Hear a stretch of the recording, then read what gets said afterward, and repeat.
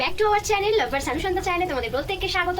আজকে কিন্তু সানডে আর আজকে কিন্তু আমি একটা রেসিপি শেয়ার করছি, যেটা তোমাদেরও ভালো লাগবে। তো দেখতে থাকো আমি কি রেসিপি শেয়ার করছি আর কি রান্না করছি, তোমরা আমাদের সঙ্গে থাকো।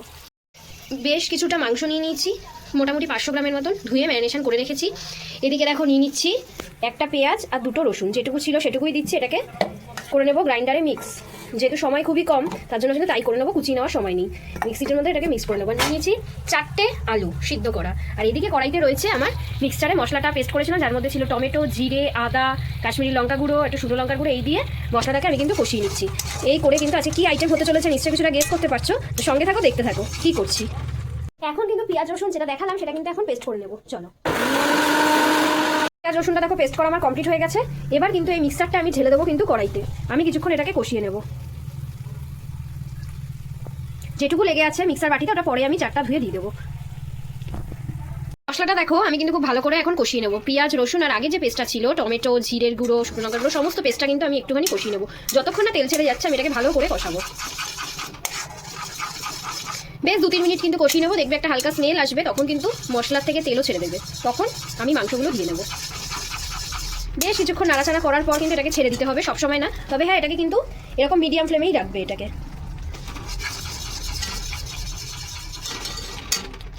2 মিনিট আমি হতে দেবো, তারপর আমি ফিরে আসছি।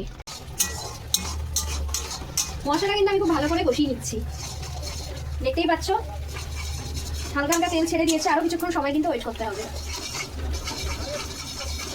এদিকে দেখো মশলা থেকে তেল ছেড়ে দেওয়ার পর কিন্তু আমি মাংসের পিসগুলো দিয়ে দিচ্ছি, আর মাংসগুলো কিন্তু আমি ভালো করে নাড়াচাড়া করে নিচ্ছি। আর কোনো কিন্তু এক্সট্রা জল অ্যাড করবো না, কারণ চিকেন থেকে কিন্তু বেশ একটা জল ছেড়ে দেবে। আর আমি কিন্তু পুরোটা চিকেন দিইনি, কিছুটা বডির পিস যেটা আমাদের খেতে একদমই ভালো লাগে না, সেই কিছুটা চিকেনের পিস কিন্তু আমি রেখে দিলাম।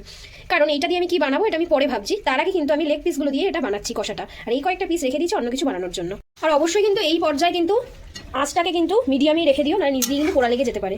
ঠিক আছে, আর জল দেওয়ার কোনো রকম কোনো প্রয়োজন নেই। ঢেকে দিলেই আস্তে আস্তে দেখবে চিকেনের যে জল রয়েছে সেটা কিন্তু উঠে আসবে। ততক্ষণের জন্য কিন্তু 3 থেকে 4 মিনিট আমি ঢেকে দিয়ে রাখতেই পারি। তারপর তোমাদের সাথে ফিরে আসছি।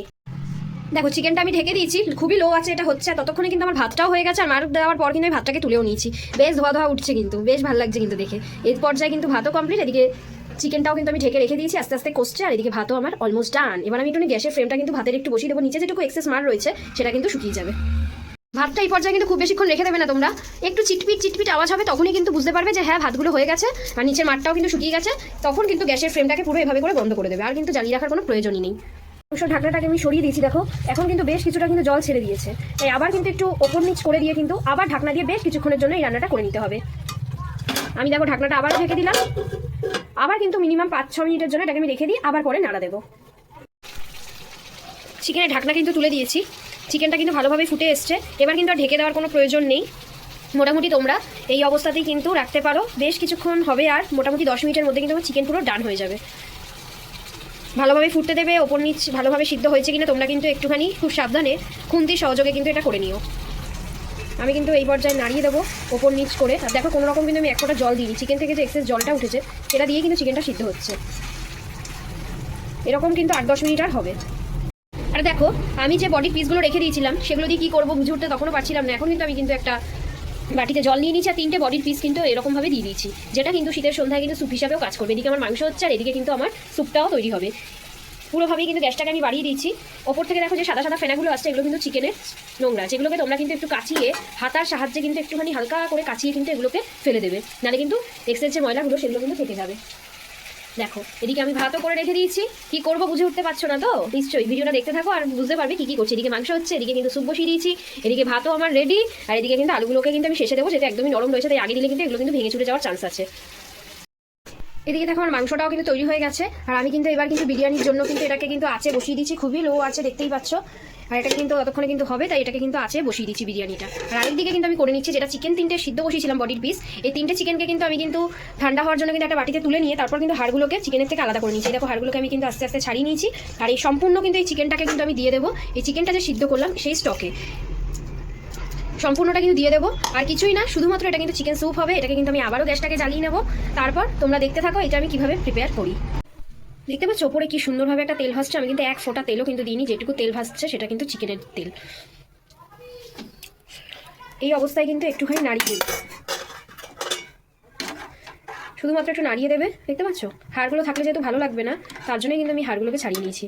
এরপর আর বেশ কিছুই না, লবণটাকে একটু চেক করবে আর 10 মিনিট এটাকে ভালো করে ফুটিয়ে নেবে। আর তোমাদের যতটা প্রয়োজন হবে সেই অনুযায়ী কিন্তু জল দেবে।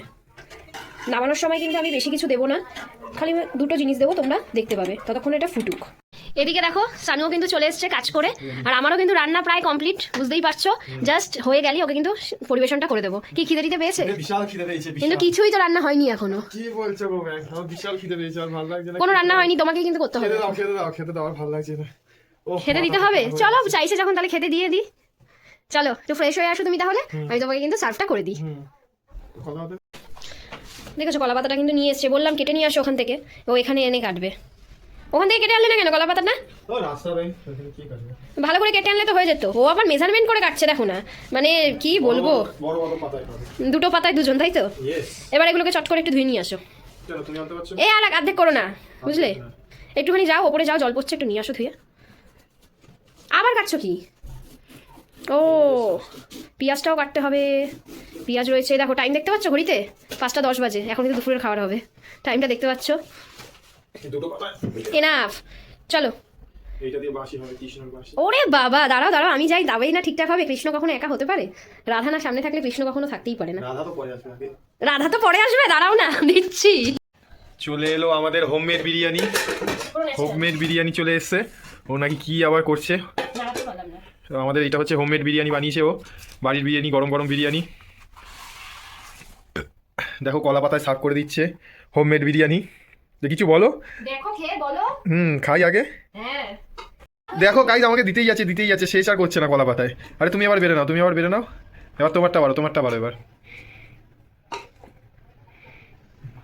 মদনের জন্য বেড়ে নিচ্ছে। মদনকে তো বেড়ে দেওয়ার মতন কেউ নেই, বেড়ে তো দিতে পারো।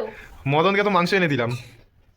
মাংস এনে দিয়েছো বলে হয়ে গেছে রান্না পুরো? হ্যাঁ, পেঁয়াজ এনে দিয়েছি, রসুন এনে দিয়েছি, আর ভালোবাসা। তাহলে এভাবে রেখে দিতে। আর ভালোবাসা ভালোবাসা করে এরপর খাওয়াতে তো পারো না, একদিনও আমাকে একটুখানি। ঠিক আছে, এই তো করে খাওয়াবো। একটা তো আর দিও না আমায়, আর দিও না, খাও এবার তুমি। কেমন হয়েছে? ভালো হয়েছে? হোমমেড বিরিয়ানি যেরকম হয়। আমরা দুজনেই খেতে বসে পড়েছি এবার। একটু বলে দাও।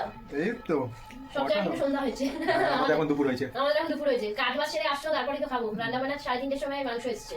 চলো খাওয়া শুরু কখন আর করে দেবো বলো? ওকে চলো। তো দেখো গাইস, পুরো বিকেলটা আজকে গরম গরম স্যুপ নিয়ে চলে এলো মানুষই। হেভি হয়েছে।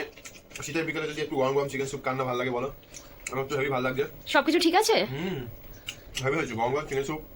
বলো, একটু গাটাও গরম করে শরীরটাও ভালো লাগে, তাই না? হেভি খুব দারুণ হয়েছে, হেভি সুন্দর হয়েছে। আর কি বলো তো, এখন তো ওয়েদারটা চেঞ্জ হচ্ছে, সবার একটু ঠান্ডা লাগছে, তাই এটা খেলে কিন্তু শরীরটাও ভালো থাকে। খুব দারুণ হয়েছে। ফ্যান্টাস্টিক। আচ্ছা রোজ তো আমি তোমাকে করে দিই, একদিন আমাকে তো একটু করে খাওয়াতে পারো তুমি। আমি পারি না। হ্যাঁ, একটা দিন তো করে খাওয়াতে পারো, বলো? কোনো দিনই করে খাওয়াও না। খেতে ভালোবাসি, করতে পারি না। বাবা, খেতে যে ভালোবাসে সেটা করতেও ভালোবাসবে, তাই না? রান্না করাটা তো একটা আর্ট। একটু আমারও তো ইচ্ছে হয় আমাকে করে এনে এরকম হাতের সামনে দেবে।